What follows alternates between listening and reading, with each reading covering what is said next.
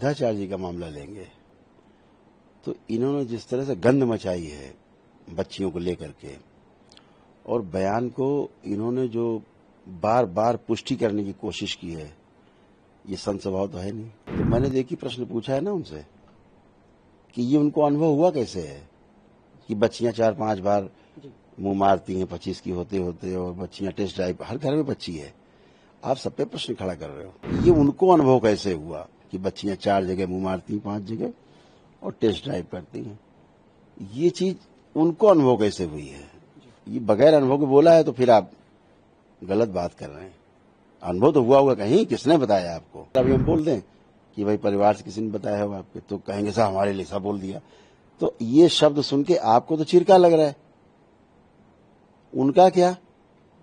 जिनको आप बोल ही रहे हैं कि साहब ऐसा करते हैं, उनको कैसा, कितना खराब लग रहा होगा सुन करके। क्या उद्देश्य और किस तरीके का कार्यक्रम का शिविर? उद्देश्य है कि लोग रोग मुक्त रहें, शोक मुक्त रहें, भय से मुक्त रहें, भ्रम से मुक्त रहें, तमाम नकारात्मकता से मुक्त रहे व्यक्ति, और शारीरिक, मानसिक और आध्यात्मिक रूप से स्वस्थ रहे। यही उद्देश्य है। कितने लोगों को दीक्षा दी जा रही है और किस तरीके अब से? जो प्रथम दिवस है, जो मंत्र दीक्षा में लोग हैं, वो करीब 9-10 हजार लोग होंगे, और वहाँ की तंत्र क्रिया योग दीक्षा में अपना आते रहेंगे, भी कल तक आते जाते रहेंगे। गुरुजी, महमूद मदनी साहब देवबंद वाले, उन्होंने एक एएनआई पे इंटरव्यू दिया है। उनका कहना है कि जो मथुरा और ज्ञानवापी का मामला है, जितना भी मतभेद हो उसको किनारे करके बैठने का प्रयास किया जा सकता है, बैठा जा सकता है। इस पे आपकी क्या राय है? क्या मथुरा और ज्ञानवापी के लिए ये अभी निष्कर्ष है? क्योंकि उनके लोग तो कहते हैं कि हम थाली में परोस के नहीं देंगे ज्ञानवापी को। ठीक है ना, इसका कोई आधिकारिक पक्ष हो, केवल वार्ता करने से तो एक समाज में समरसता आएगी, समाज में एक अच्छा संदेश जरूर जाएगा। अगर दोनों पक्षों के लोग बैठते हैं तो अच्छी बात है, अगर दोनों पक्ष के लोग बैठना चाहते हैं, लेकिन उसमें गवर्नमेंट का कोई पक्ष हो, कोई न्यायालय की तरफ से कोई आदेश हो, है ना, तो वो ज्यादा अच्छा रहता है। जैसे भगवान श्री राम का जन्म स्थान है, जो वो निपटाया गया, तो सुंदर एक निर्णय था, अच्छा निर्णय था। तो कुछ ऐसा जरूर हो जिससे सामाजिक जो समरसता है वो बनी रहे, ये तो ठीक है। लेकिन वो हमारा जो अधिकार है, जो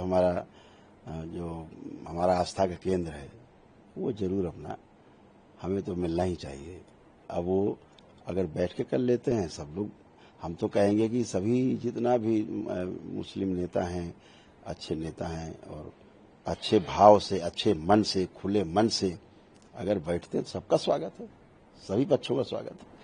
मोहन भागवत जी ने अभी बयान जारी किया था कि उन्होंने कहा था 100 साल पूरे होने पे कि सभी जो भारतीय हैं उनको लगभग 3 बच्चे करने चाहिए, जिससे देश में सुरक्षा और उसके लिए, देश की उन्नति हो। तो इसको किस तरीके से देखते हैं? ठीक है ना, वो जो कह रहे हैं उन्होंने कुछ सोच के ही बोला होगा, इसको लेके तमाम विवाद। ठीक है ना, हम तो अपने देश के साथ है ना, जो अच्छा है, जो शुभ है, वो होना चाहिए। बच्चे 1 हो चाहे 2 हों, और 3 भी अगर हो गए हैं, तो उनके लालन पालन की जिम्मेदारी बनती है, अच्छी शिक्षा दे पाए, अच्छे संस्कार दे पाए, अच्छी शिक्षा संस्कार दे करके भारत का अच्छा नागरिक बना सके। अगर ये जिम्मेदारी है तो 3 करने में भी कोई आपत्ति नहीं है। अभी तो 2 में लोगों को समस्या हुई जा रही है। एक आखिरी सवाल ये है कि अभी प्रेमानंद महाराज जी का भी एक कंट्रोवर्सी आया था, जिसको उन्होंने कहा तो सही था, लेकिन लोग उसको गलत ले लिए, लड़कियों के प्रति उन्होंने जो कहा गया। साथ ही अनिरुद्धाचार्य महाराज जी को भी माफ़ी मांगने के लिए बोला गया। इस बयान को किस तरीके से लेते हैं, जो लड़कियों के लिए उन्होंने कहा था? कि देखो, संत स्वभाव है कि अगर प्रसंगवश कोई बात निकली जाती है विरोधाभास में कभी कभी, तो ऐसा नहीं कि कोई भगवान बन के बैठा है तो जो बोलेगा उसके अलावा कुछ नहीं बोल पाएगा, सत्य है वही अटल सत्य, ऐसा तो है नहीं। प्रसंगवश कभी कभी कोई बात कह देता है, तो अगर समाज को वो बात बुरी लगती है, ठीक, तो वह उन शब्दों को वापस ले लेते हैं। प्रेमानंद जी महाराज जी ने वही किया, ना तो उस बात पे अपनी बल दिया और अपने शब्दों को उन्होंने किनारे कर दिया, ठीक है। लेकिन अगर आप अनिरुद्धाचार्य जी का मामला लेंगे तो इन्होंने जिस तरह से गंध मचाई है बच्चियों को लेकर के, और बयान को इन्होंने जो बार बार पुष्टि करने की कोशिश की है, ये संत स्वभाव तो है नहीं, ये अहंकार है। बच्चियों के बारे में बोल देना, जो अपशब्द बोल रहे हैं बार बार वो उसी को बार बार सही साबित कर रहे हैं। तो मैंने देखी प्रश्न पूछा है ना उनसे कि ये उनको अनुभव हुआ कैसे है कि बच्चियां 4-5 बार मुंह मारती हैं 25 की होते होते, और बच्चियां टेस्ट ड्राइव, हर घर में बच्ची है। आप सब पे प्रश्न खड़ा कर रहे हो कि बच्चियां यही कर रही हैं, बच्चियों के पास यही काम है, और इसके लिए बराबर उसको सर्टिफाई कर रहे हो कि नहीं नहीं जो मैं कह रहा हूं वही सही है। टेस्ट ड्राइव करती हैं शादी के पहले 4-5 जगह, फिर विवाह करती हैं। तो इस तरह के शब्दों का उच्चारण सार्वजनिक जीवन में उस व्यक्ति के लिए बिल्कुल अच्छा नहीं जिसको लोग सुनते हो। तो दरबार ने यही कहा उनको कि भाई अगर आपने ऐसे बोला है तो आपको इसको शब्दों को वापस ले लेना चाहिए, और समाज में जो तमाम चीजें फैल रही हैं, संदेश गलत जा रहे हैं, वो रुकने चाहिए और क्षमा मांग लेनी चाहिए। बात खत्म हो गई, हमारी जुबान फिसल गई। तो जो संत थे उन्होंने तो बात अपनी कह के वापस ले ली और शांत हो गए, उसको दोहराया नहीं कभी दोबारा। लेकिन ये दोहराया ही चले जा रहे हैं हर चैनल पे। एक चैनल पे मैंने देखा, एक एंकर बच्ची थी, तो उसने कहा कि ये मेरा अधिकार है कि हम कैसे कपड़े पहनते हैं, आप कैसे हमें रोक सकते हैं। तो उसको कह रहे हैं कि ठीक है तो सारे कपड़े उतार दो, नंगे हो जाओ। अब ये तो भाषा नहीं हुई, ये तो बहुत दुस्साहस की बात है कि आप इस तरह की भाषा का प्रयोग, आप व्यास गद्दी पे आप बैठने को कहते हो, अपने बैठते हैं। तो मैंने तो एक ही प्रश्न बार बार पूछा, हर बार पूछूंगा कि ये उनको अनुभव कैसे हुआ कि बच्चियां 4 जगह मुंह मारती, 5 जगह और टेस्ट ड्राइव करती हैं।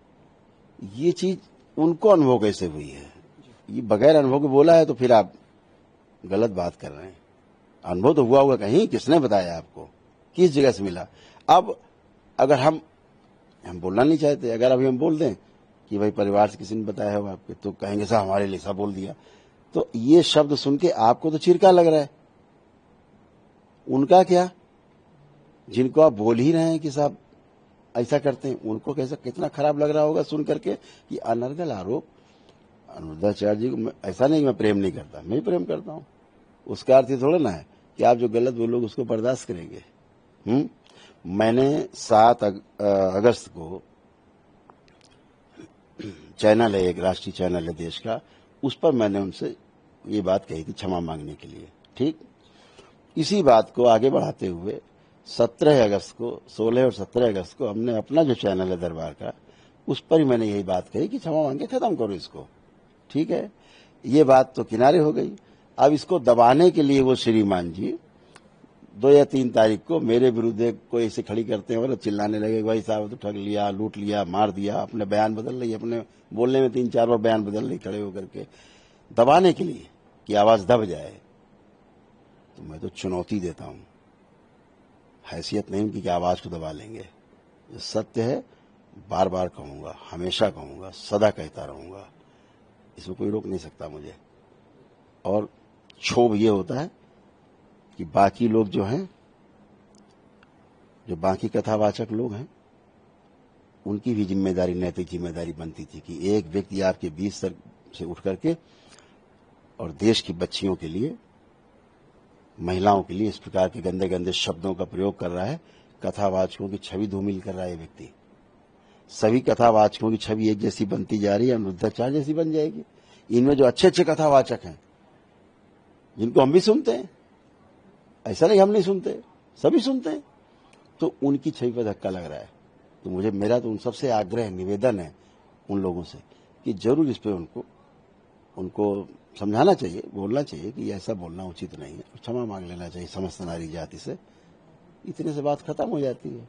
इसमें कौन सा आग्रह, कौन सा अहंकार? अगर आपके अंदर अहंकार है तो फिर तो आप संत हो ही नहीं। हम तो न्याय की बात कर रहे हैं ना, बच्चियों की बात हमने की, और बच्चियों की बात को उठा रहे हैं तो हम उल्टे हम पे आरोप लगा रहे हैं। तो मैं हर आरोप को जवाब देने के लिए एकदम तैयार हूँ। पंजाब, उत्तराखंड और हिमाचल में जिस तरीके का कंडीशन है उसको देखते हुए, ये तो मनुष्य की बुलाई हुई आपदा है, ये अपने आप नहीं है। आपदा कभी अपने आप नहीं आती। मनुष्य के हस्तक्षेप से जितना ज्यादा हस्तक्षेप होगा, जितना ज्यादा नदियों पर हस्तक्षेप होगा, जितना ज्यादा पहाड़ों पर हस्तक्षेप होगा, जितना ज्यादा हस्तक्षेप जंगलों पर होगा, जितना जाएगा ज्यादा हस्तक्षेप जमीन के नीचे होगा, अंदर होगा, तो उसका खामियाजा तो भुगतना पड़ेगा।